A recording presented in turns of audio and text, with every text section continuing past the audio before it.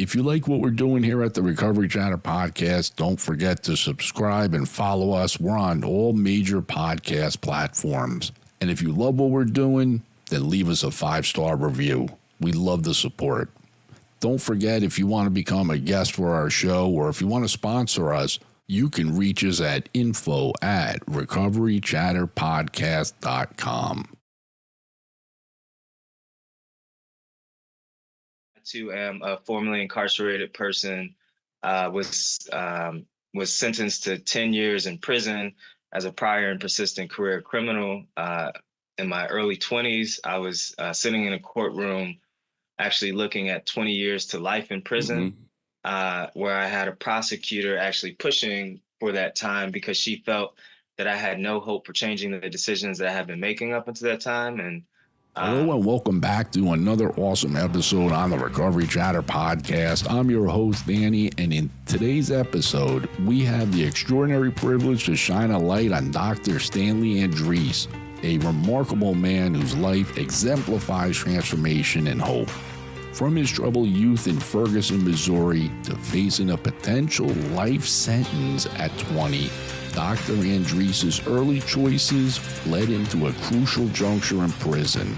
There, amidst profound adversity, he engaged in relentless self-education and soul-searching, fundamentally altering his path. Tragically, while incarcerated, he lost his father to complications from type 2 diabetes, a loss that propelled him into his current mission. After his release, despite initial setbacks and rejections, his perseverance led him to excel in a PhD program thanks to a former professor's advocacy. Today, Dr. Andrisse is not only an endocrinologist and a respected faculty member at Howard University and Georgetown Medical Center, but also a staunch advocate for criminal justice reform, particularly the Ban the Box initiative, which aims to remove employment barriers for former convicts. Dr. Andrisse's journey from convict to doctor and advocate is a powerful reminder of the potential for redemption and transformative power of education. He challenges us to see beyond past mistakes, advocating for a society that values second chances and the multifaceted contributions of every individual.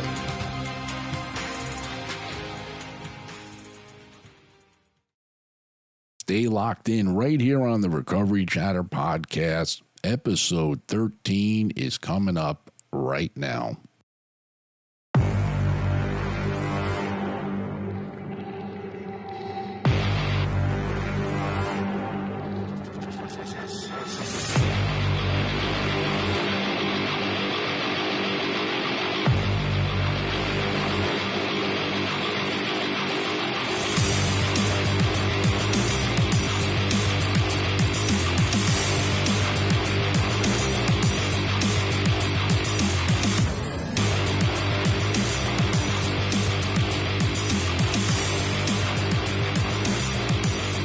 Today we have an amazing guest on our show.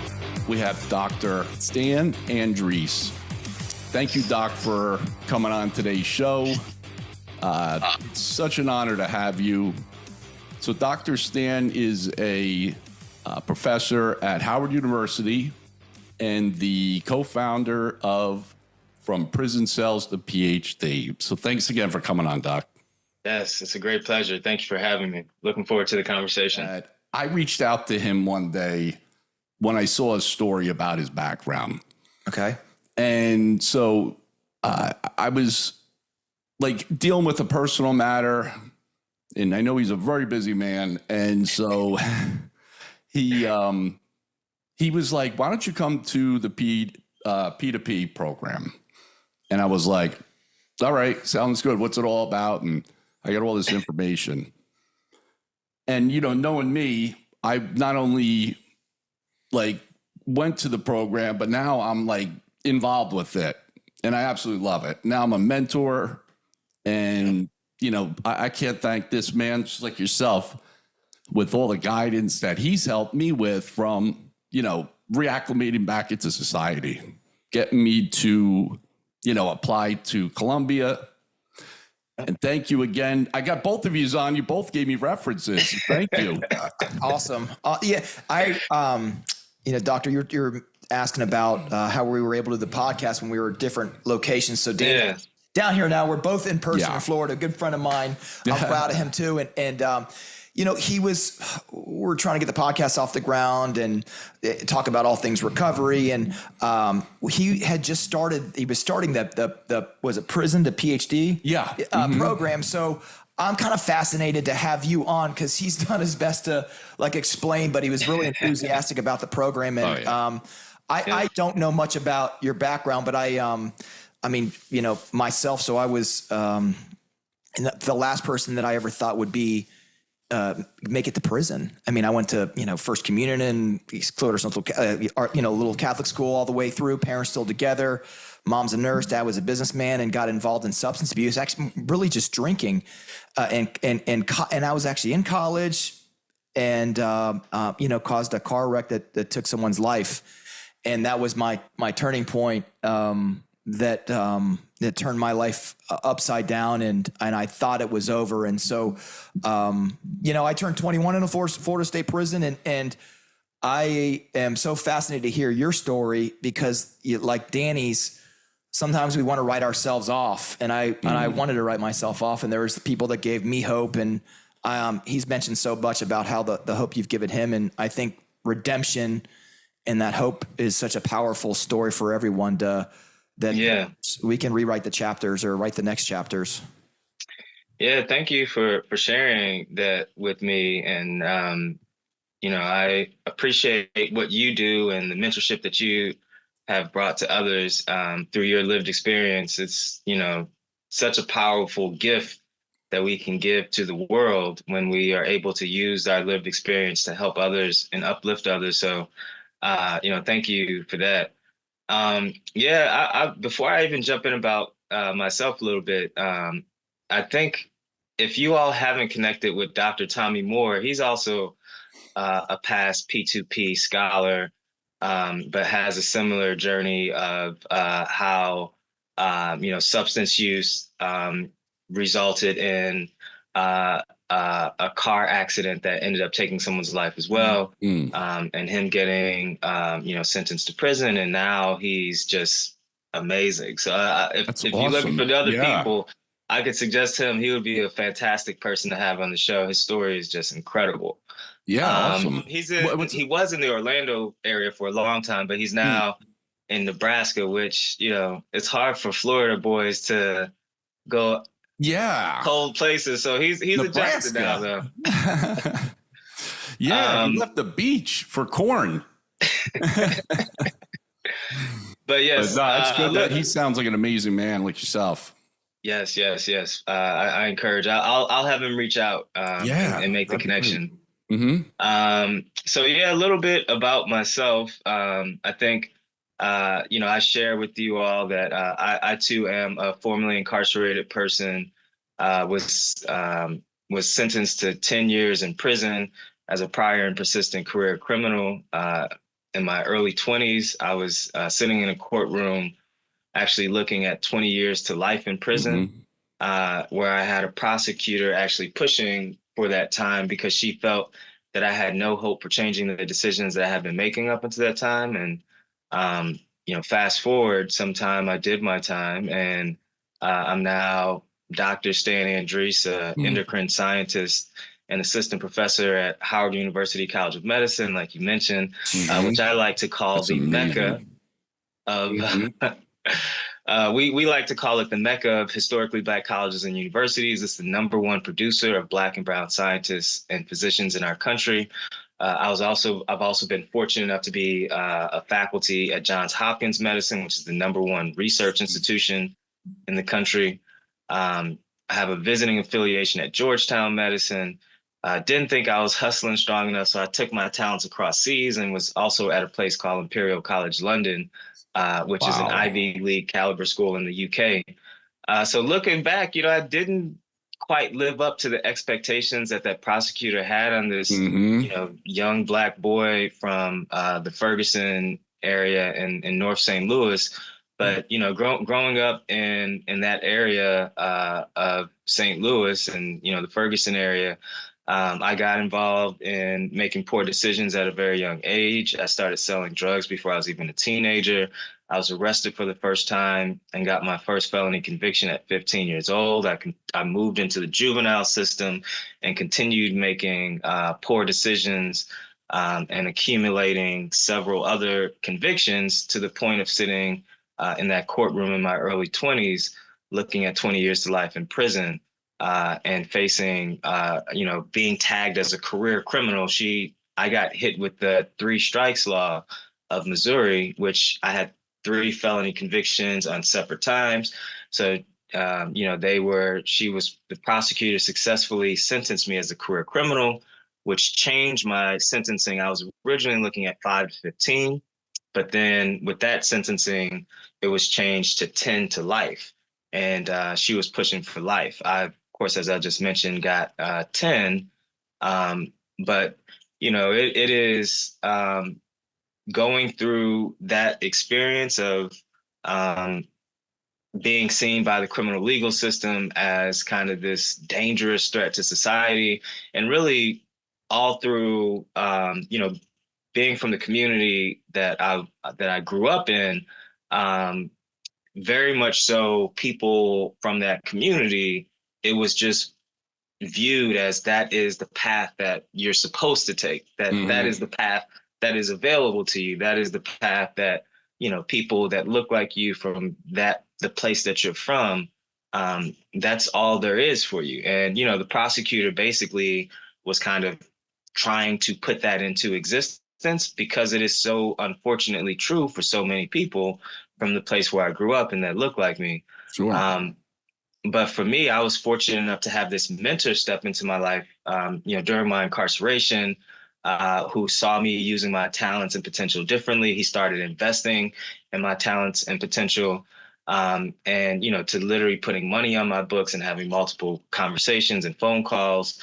That also tied with, I ended up losing my father to his battle with type 2 diabetes through a number of surgeries, hospitalizations. And it was at that point in time that I read my first scientific article on diabetes, which, I mentioned that I'm an endocrine scientist. As what I do is study diabetes, and that's what endocrinology is, study of hormones. So I started studying what I do now while I was locked in a prison cell. And, although my body was physically locked in this prison cell, my mind was actually freely roaming around the human cell. And in that way, I was free. And the two of you probably know, many of your listeners are probably familiar that, addiction and incarceration, there's this, with incarceration, there's this physical locking of your body. But we know that the real incarceration with addiction or with being in prison is the psychological incarceration. So, addiction has this way of incarcerating your mind. And, of course, prison does the same thing. But, I actually was like, my release date was well before my actual physical release date, because I had freed myself from seeing myself as this career criminal that I had been labeled as. And so although my body remained incarcerated for this period of time, my mind was actually operating on a completely different level.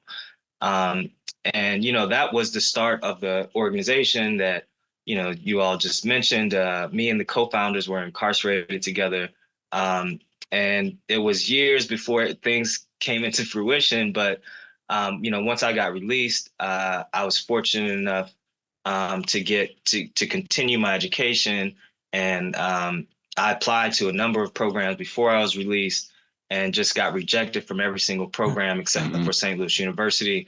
I got into St. Louis University, completed my MBA and PhD simultaneously at the top of my class. Before incarceration, did you even have like an AA? Did you have anything? Yeah, so great that I was a 3-sport athlete in high school. And, I fell into this very like textbook definition of the school to prison pipeline in terms of, before that moment of me being arrested at 15, I was just constantly in detention and suspension, and I nearly got expelled. What saved me from getting expelled in high school and being a high school dropout was that I was a 3-sport athlete. And my track coach was actually the disciplinary principal, and he kept me from being expelled. But I actually ended up getting I ran track, played football and basketball, and I ended up getting a scholarship to play college football. So I was actually in college when I was going through all those legal proceedings. Wow. Now we're talking American football or soccer? American football. Yeah. No, because I know your background is Asian. Yes. So population. My father would have loved for me to play. I mean, I did play soccer when I was younger. So my family are Haitian immigrants. Yeah.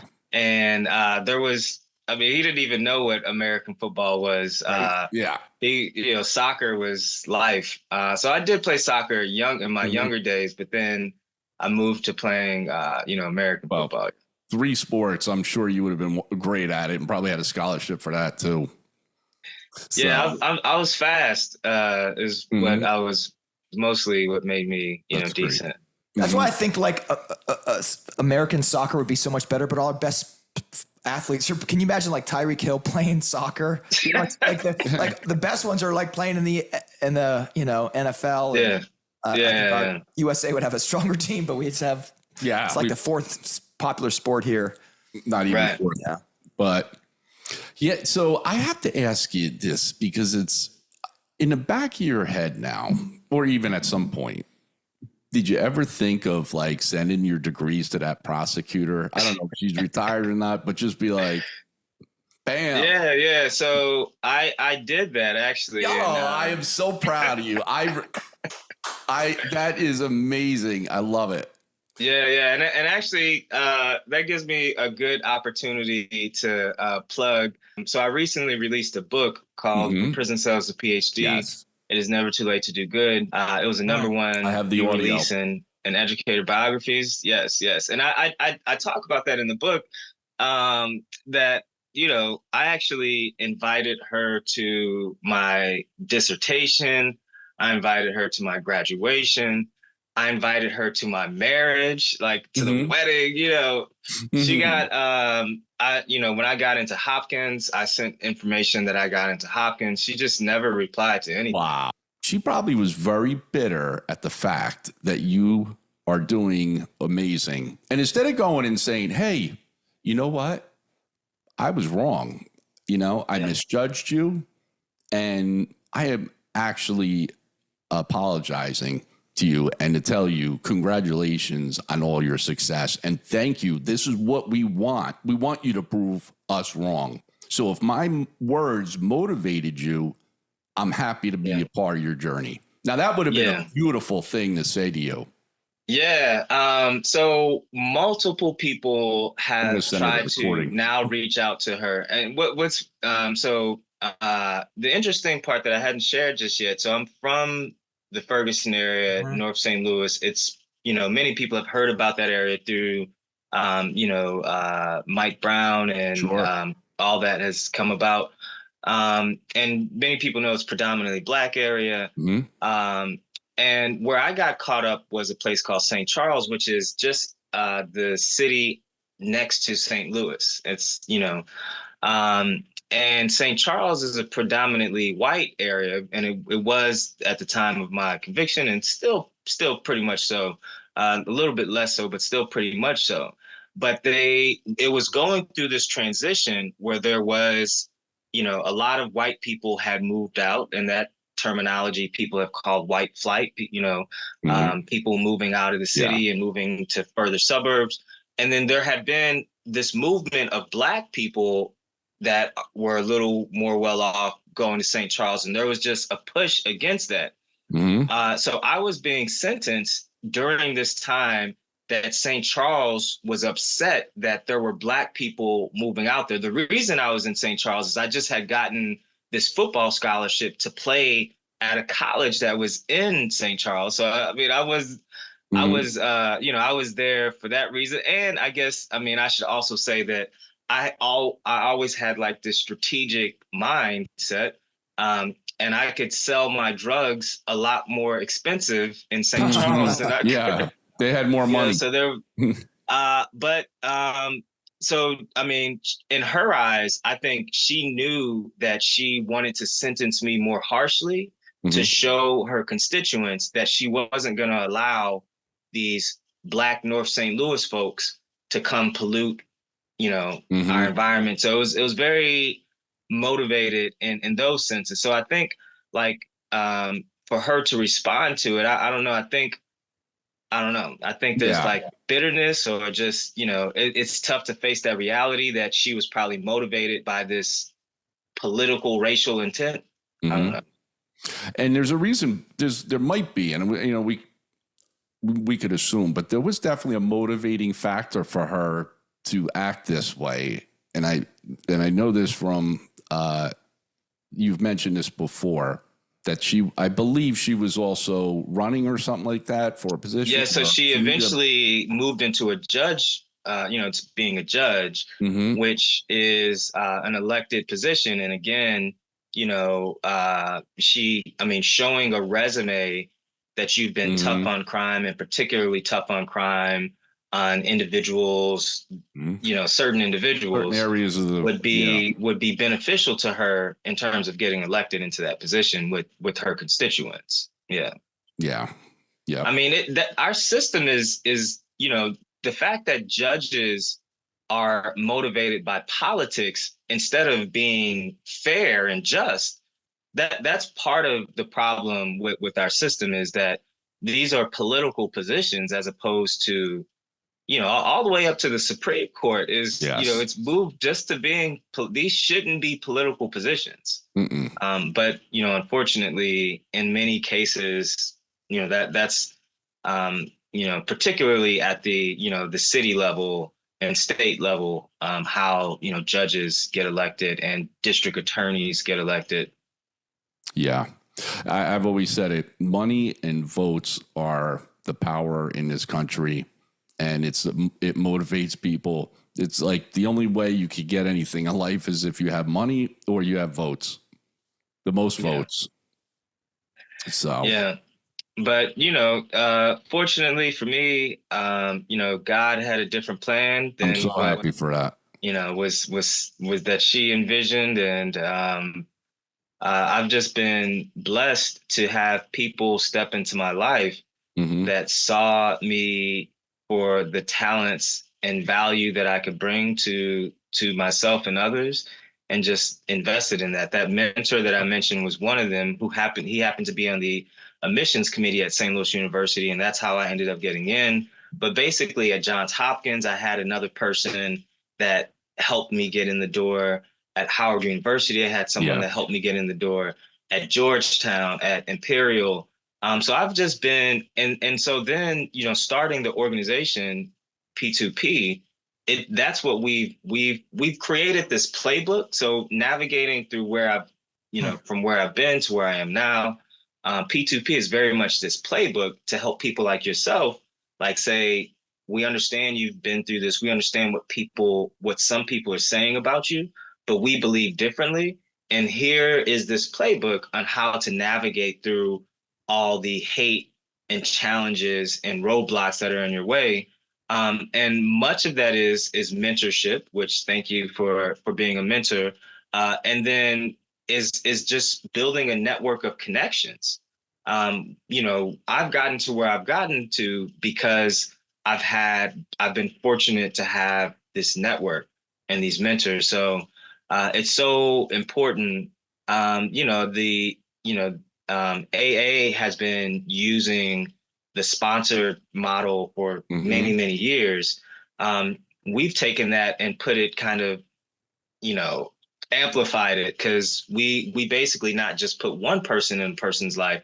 We say we put a whole network of people in that person's life to help them move towards and deal with the challenges of reentry and being a person with, with the criminal conviction, or someone who is suffering from, who is recovering from substance use.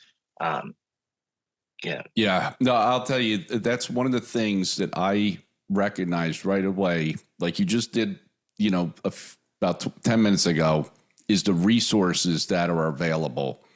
Like you just mentioned, Tom Moore. And that's one of the things that I know with myself. You offer so many resources for a plethora of things, whether it's for jobs, getting healthcare information, driver's license, social security card, mental health, school, obviously.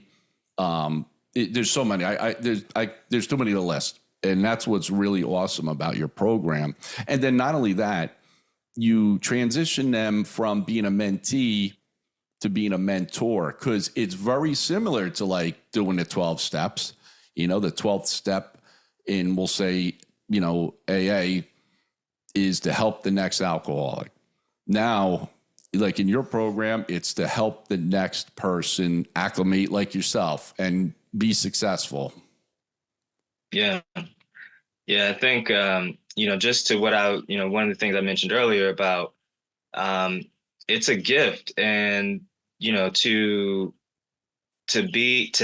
have the lived experience that we have, and to be on this side of it, and where we're living this healthy life. And I mean, I'm looking, checking you all out on your website, before having the conversation. Danny, of course, I know I'm very familiar with you, Mm-hmm. but John, just getting to meet you, one of the first things that each of you talk about are your beautiful children.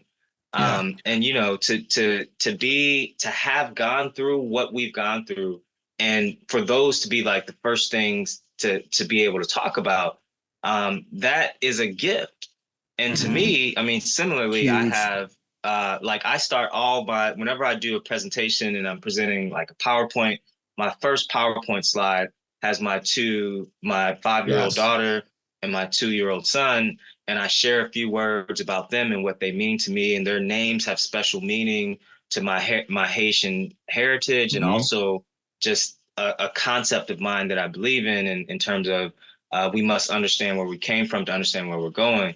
But it's a blessing and a gift to be able to have gone through what we've gone through, and for our life to be what it is now. Mm-hmm. And to me, I think we just need to give that gift to others. Like that's how I see it. And that's why, like, as a Howard professor, I make good money, and I could just be doing that. But, like, to not be doing P2P, I would have trouble sleeping at night if I weren't giving this gift to others. Yeah, Absolutely. we know what it's, I mean, I remember walking in that cell for the first time, that stained, dirty mattress, like there's literally no hope. You may have a pillow, Central Florida Reception Center, and that's door slams. You feel like you step back in time 50 years. The cinder block walls haven't been painted in 50 years. And the fact that, you're right. I knock on the door and I got 2 kids that run out the door and jump in my arms. They're on spring break. I saw them in the pool yesterday, and like, what a difference in that life. But that guy back then could have just, I was without hope, and thank God that I had people in my life too that were mentors and like pulled me along, because I mean, it's you don't, and another thing I was going to mention too, so you got to give it back to keep it, right? So we got to give it back to help others. And that's how I stay in gratitude, is by helping other guys too. And it's fascinating. I didn't think, just by talking with you, the introduction, Dr. Stan, I didn't think that you did, you were sentenced to 10 years. You're a professor at Howard University, like you don't fit the profile, but I don't think I do either. And Danny doesn't. And I think at some point, they just want to throw people away.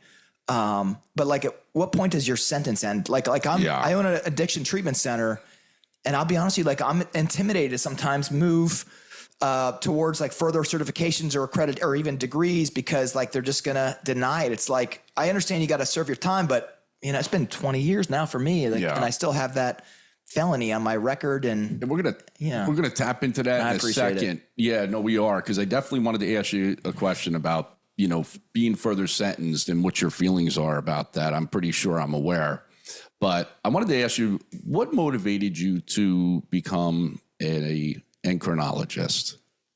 If you could let on. Yeah, so I mean, it really ties to I was all about business and numbers. I was good with numbers, and I was running my own business essentially.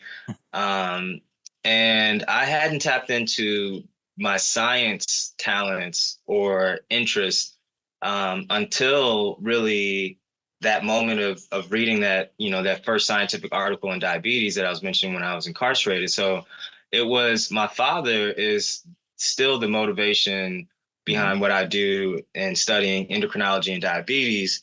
And it was, I just fell in love with the human cell. Like I am just very fascinated. I always explain to people the human cell is like the universe. I mean, there's just endless amounts of new things to discover. And to me, that was just fascinating. Like it was just very fascinating and enthralling and exciting to continually be able to learn about this thing and then to be able to help people by learning about it. So that is still what drives me today, to do what I do, as an endocrine scientist.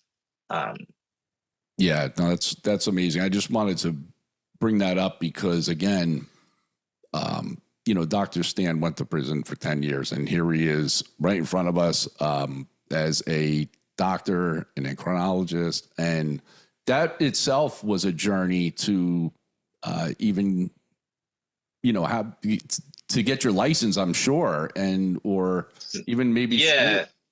Yeah. So, as a endocrine scientist, I don't have to get like medical licensing. Okay. I work alongside a lot of, folks with medical licensing. I do have to, like, I work with DEA classified drugs in the work that I do.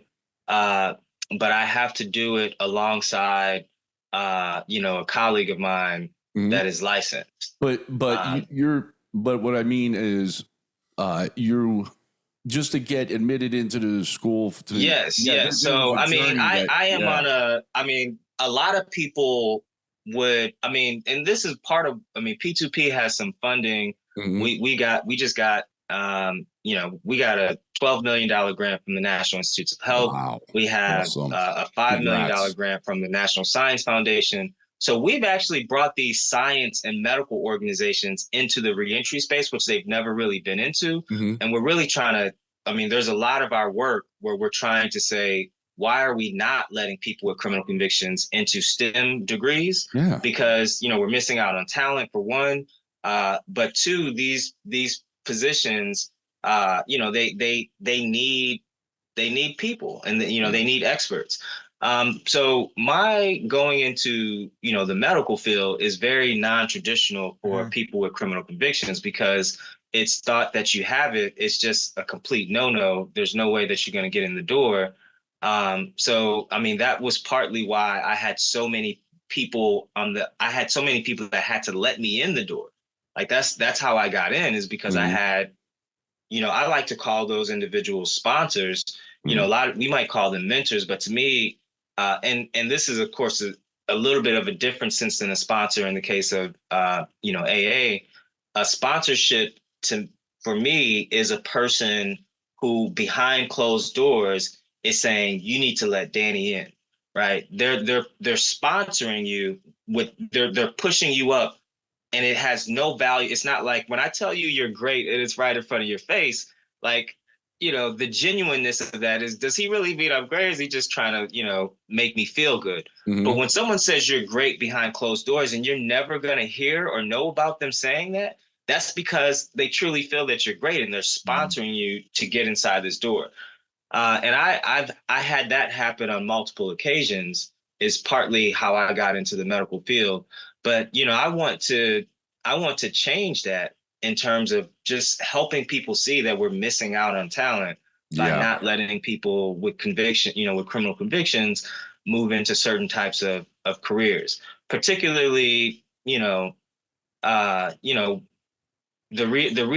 realistically, there's this fear that they're gonna, if they've done something before, they're gonna do something again. There's the statistics show that the people with convictions are less likely to harm your organization. It's you get more harm from people that have no criminal records than, you know, people with criminal records, because oftentimes people with criminal records are like very cautious about doing anything remotely wrong because they know that they're under this like microscope, you know? Sure. And to get into being further sentenced outside the scope of what the judge actually, you know, when he hits the gavel on you know, the block, and that's supposed to be the end of our sentence, right? Now, after, you know, whatever completed that's not the case.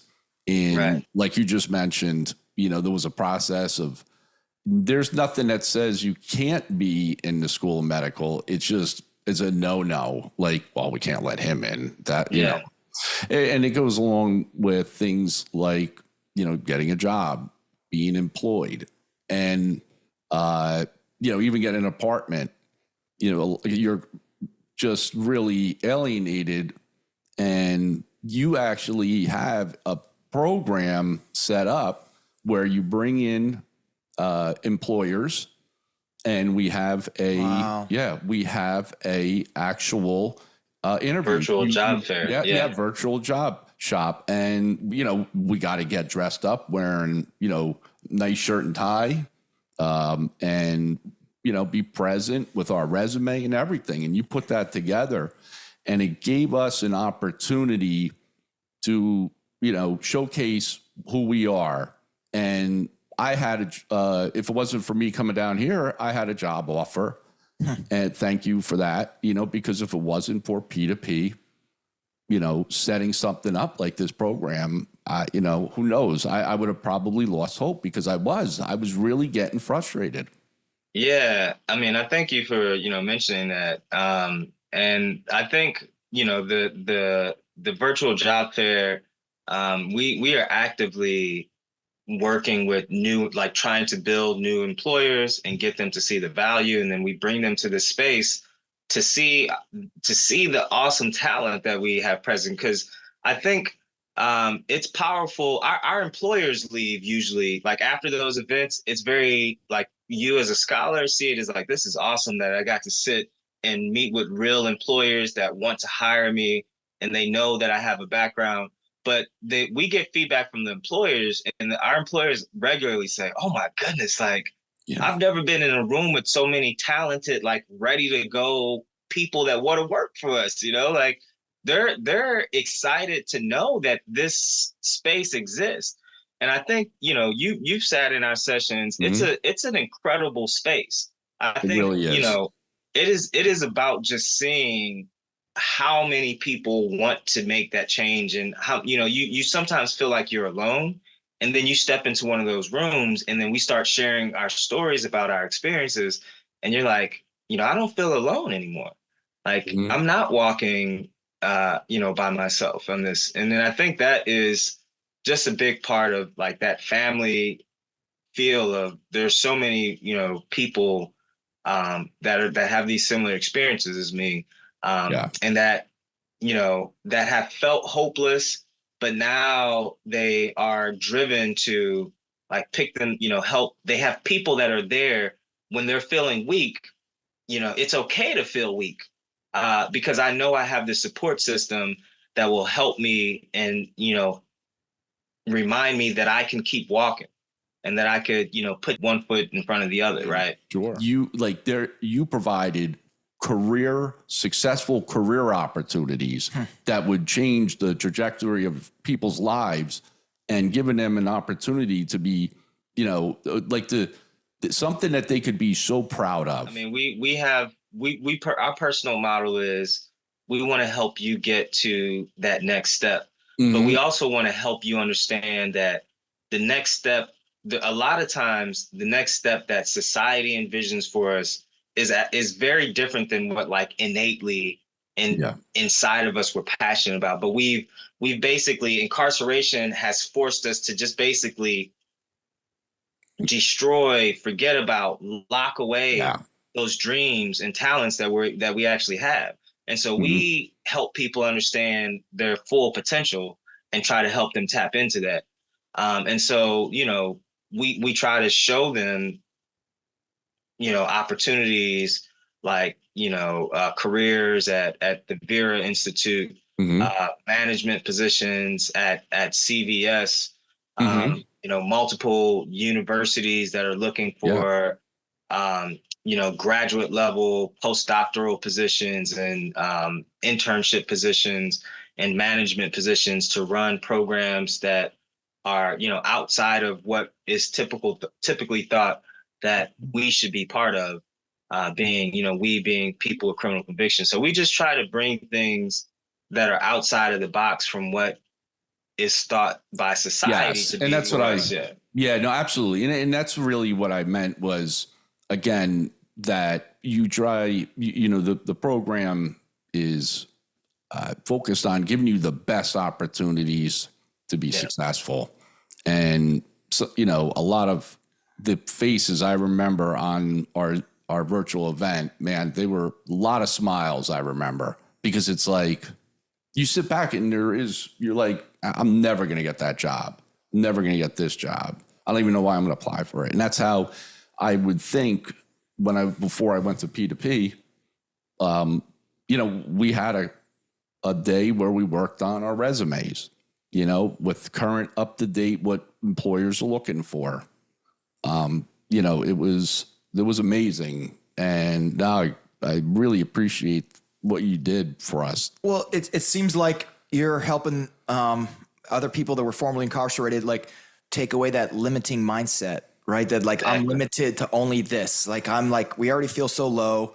It's hard to get a job. And then, exactly. I've done some, put on the park and vest and park cars and, to build back up.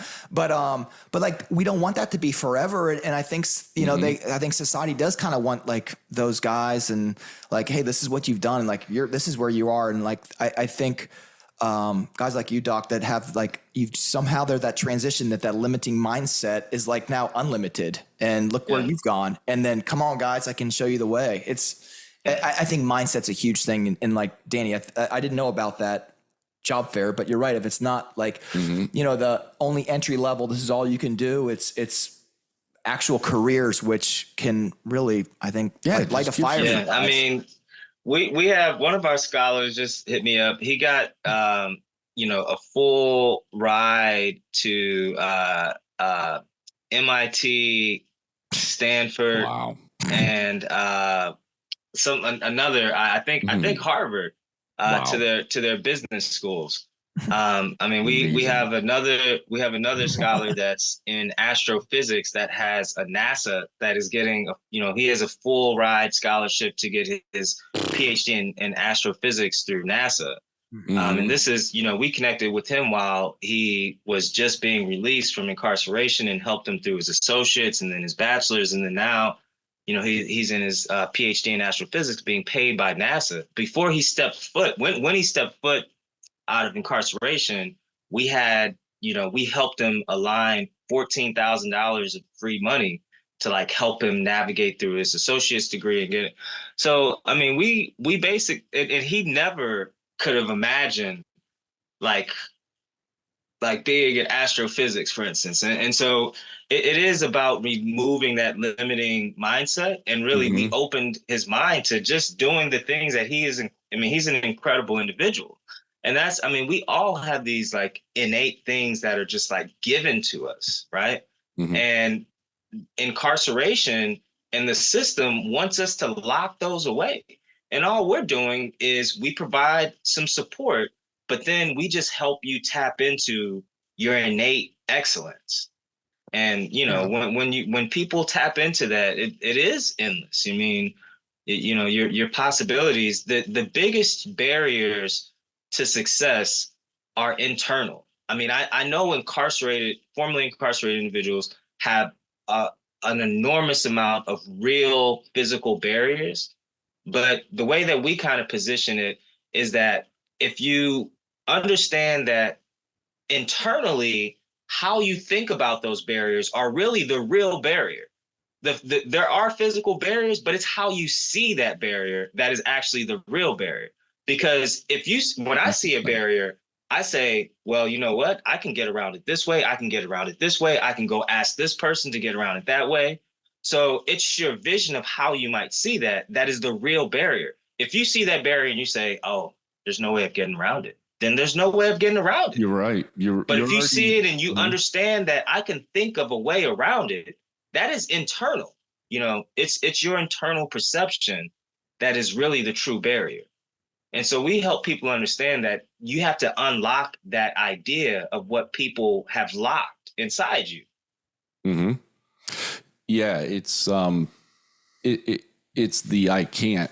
As soon as you say it, like I hear, some of the coaching that I've done, the client will say, well, I don't, I can't do it. I don't think I could do that. And I'm like, you're absolutely right. And we're going to change that mindset so that we could get you to do it, and it really is, it's between your ears. Yeah. And it's challenging to unlock that and, to really be mentally healthy, to have, really focus on your self-care is all part of, being able to get around those mental roadblocks. You need to have a loving family, you need to have these things that make you whole, and you will see barriers differently when you're more whole. You're right. So true. So Doc, I wanted to just tap in, I know you're a busy man and if you could tap into your book, tell us, I know everything that we've spoke on is in the book, and, I listened to the audio, which you narrate, and it's awesome because you get not only, you hear the words, you get the feelings, the emotions, and it was a very emotional book, and I really enjoyed it. Yeah. Yeah. So the book is From Prison Cells to PhD. It's Never Too Late to Do Good. Interestingly, my publisher, when I wanted to do an audiobook, and I brought it to them, and they were like, oh, that's fantastic. We have the perfect person to read it for you. And I'm like, what do you mean you have the perfect person to read it for me? Like, yeah, like who else is better than you? Than the person. And they were like, no, like this is, we have professional readers that do this. And I was like, well, I don't want to, I want to read my book. And they made me audition to read my own book. No problem. And right? No problem. Yeah, who better to know their own story than you? It's like being at a 12-step meeting and you're saying, hold on one second, I got a professional person that's going to speak for me. Yeah, my deepest personal, achievements and insecurities. And so I'm speaking on behalf of Dr. Stan. Yeah, but I listen to a lot of audiobooks, and they have, like, I don't like the ones that don't have the actual author. Me too. Yes. And then, my book is so deeply personal, like it had to be me, because like I actually go into, almost into like character of some of the people in my life, right?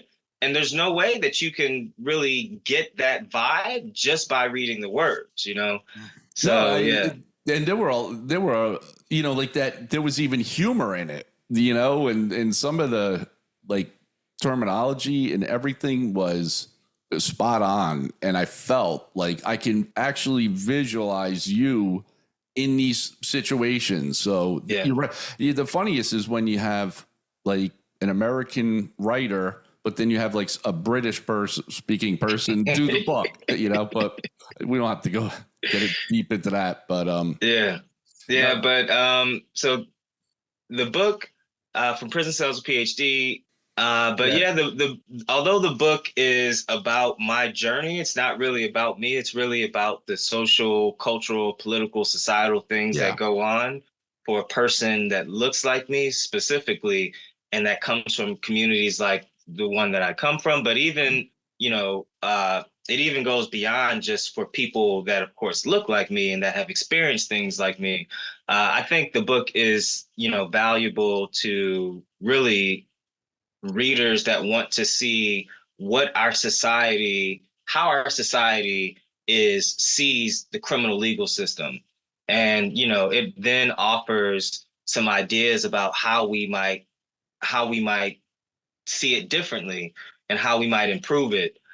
So, it is about my story, but it's not about me though. It's really about us as a country, as a society, and how we have handled this thing of mass incarceration. Yeah. And, what we can do to help people.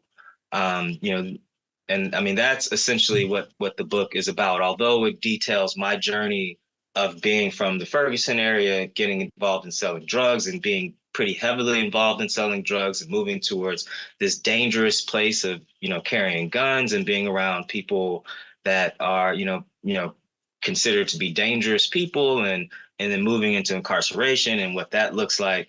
And then post incarceration, starting up P2P, and then realizing that all the things that I just mentioned about this, how to unlock this mental incarceration, is really the key to success to reentry. Because I mean, a lot of times in reentry, we know this. You just mentioned, although you physically leave the prison cell, you still have shackles on you in so many different ways, from housing to jobs to school to what I even talk about was like finding my wife. I went into prison in a relationship that didn't last. That's kind of a spoiler. That's all our story. That's all of our story. That's a spoiler alert to the book, because I talk about it pretty extensively. But I also mentioned that sometimes we fail to talk about that as men. We kind of like want to say, throw a middle finger up to that person that that left us during that time. But then it's really missing a big part of the story of like how you felt emotionally. Sure. But I then talk about in the book that, there's challenges getting jobs, school, housing, but there's also just challenges finding a significant other. Like coming from prison, I explained how it's the same approach. Like, it's just like with the job. Do I tell the job up front that I have a criminal conviction? Yeah. Or do I wait a little bit later? And then if I wait till later, are they going to fire me because I didn't tell them up front? So I found the relationships were the same way. If I told the girls up front, they wouldn't date me. Then if I told them later, they'd be like, why didn't you tell me earlier? Like, how are you going to get a job and support us? And, how are we ever going to build anything? Right. So, I mean, the barriers go even beyond. It's But baby, this is love. But the guys don't, we all felt that way, and these guys are going to feel that way, but nobody wants to talk about it. But like, if other people have been through that, it's an important part of a relationship. It's self-esteem, and I didn't think about that either. It's incredible. It's true. It is hard. In fact. Yeah. So Doc, how can we get the book? Sure. Yeah. You can find it on Amazon, Barnes and Noble, or wherever books are sold. From prison cells to PhD, it's never too late to do good. Prison to PhD, it's never too late to do good. Yeah. Awesome. Thanks, Doc, so much. And as far as your program, we can find that at. So the program in the book intentionally share the same name. Yep. The proceeds from the book actually go to the program. So the program, the name of the organization is From Prison Cells to PhD. So if you look for one, you'll find both of them. You'll find the book and the organization if you Google it. I encourage you to look through our website. We're doing so much. I've only talked really about the program at this point, but we do policy work. We do workforce development training I kind of mentioned some of the stuff that we do with employers. So those employer partners, we actually coach them as well on how to hire people with criminal convictions. We have a number of different projects with those science entities, NIH and NSF.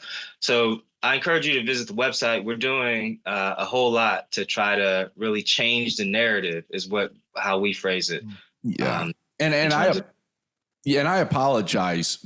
So Dr. Stan is the founder of From Prison to PhD, right? Yeah, and I apologize for not. And I believe you're the executive director.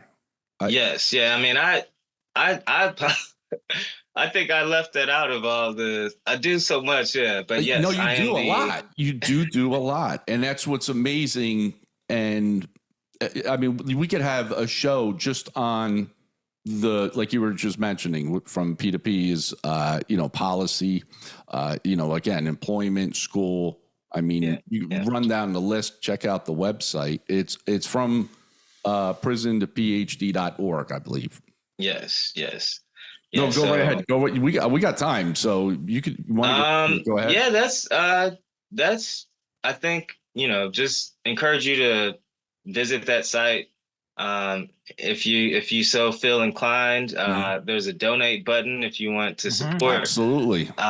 Really, the work, we have about 30 paid team members, about 8 full-time, and the rest part-time individuals. About 85% of those people are formerly incarcerated. And then we have about 300 to 400 volunteers. Much of what we do, I've mentioned that we put this network around people. It's really volunteers that help us do what we do. So there's opportunities to volunteer. You can volunteer with the program to be a tutor, a mentor, but you can also volunteer with our policy side, with our research. We recently kind of moved into wanting to be the voice of research that is done by directly impacted people. The NIH grant is helping support that. We also got some fund from the Bill and Melinda Gates Foundation to do that. So there's opportunities to volunteer in research. There's opportunities to volunteer for some of the in-person events that we do. We have a speakers bureau.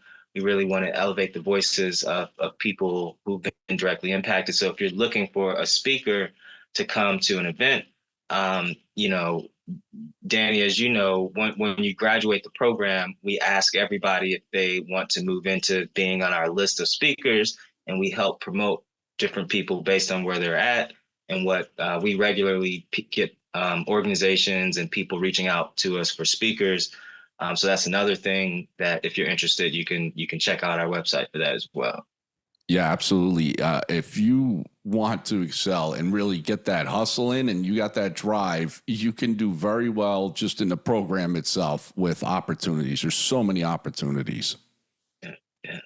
Dr. Stanley, thank you for all you're doing. You're an amazing example, and you're giving back and helping hundreds and helping guys that don't have any hope. So I thanks for your humility. It's congratulations on your success. I'm going to find out more, and my organization will certainly look forward to supporting you guys. Yes, thank you. It's been a great pleasure spending this time with you all. One last question we always ask our guests. We always ask, what do you want your legacy to be when that day comes, and not to sound morbid, but really, that legacy, what do you want that to look like? Yeah, I would say, I would want to be remembered for the love I brought into the world. And I think, I want my kids to, I want my daughter and my son to see like that their father wanted them to see that love is really what we need in this world. And if I could pass that down to them, that would be incredible. If I could pass that down to even more than them, that would be even more incredible. Wow. That's amazing, Doc. Yeah. I really appreciate it. And it's so true. And, one of the things that I'll leave you with is, not to one up you, that was amazing, but really one of the things that I remember when I was incarcerated, after speaking to a lot of people, is, growing up, my father, of course, gave me the old, He brought me past the jail and say, that's, when I was a little kid, probably 4 or 5 years old, and he points at it and said, that's where bad people go. And that's what society thinks. When I got to prison, I really started talking to people. One of the things that came to mind was, you know what? There's a lot of good people here. There are a lot of smart people here. They just made some dumb decisions, like myself. We just made some poor decisions. Or, again, because of the way the system is set up, it's you almost feel like it's set up to take away your hopes and dreams. Yeah. But there are a lot of wonderful people. They, maybe they made some bad decisions. I know I did. I know who I really am. And it's like, you gave me that opportunity to build up that hope that, you know what, my past doesn't have to define me, and that there are opportunities available. And, one of the things that I remember was my first session, and, they have actual, a virtual event where there are people that are still incarcerated, but they're going to be getting out. And I just remember we had to tell our story, and I could feel all these emotions come up. And the first thing I was thinking of was like, Danny, please don't cry in front of these guys, because you don't cry in prison. And I just wanted to be vulnerable for a moment there, because, meaning right now, but it was such an emotional thing. And I felt love the minute, because I mentioned that. I said, oh man, of all people to cry in front of, and they gave me so much love, so much acceptance, that I felt like I was part of the family. So thank you again, Doc, for everything you do. I got to give a shout out to also Nancy and Mickey, amongst everybody. All your staff is amazing, but they're my boys, and they, like yourself, have been awesome. Yeah, I'm glad we can make this happen, because I know we've been talking about it for a while, so it's been a pleasure. Yeah. Well, you know what? You're doing amazing work. You're doing God's work. You're doing, you're helping so many people. So I am so honored that you took the time out, and I know John is as well. Absolutely. To tell us a little bit about you.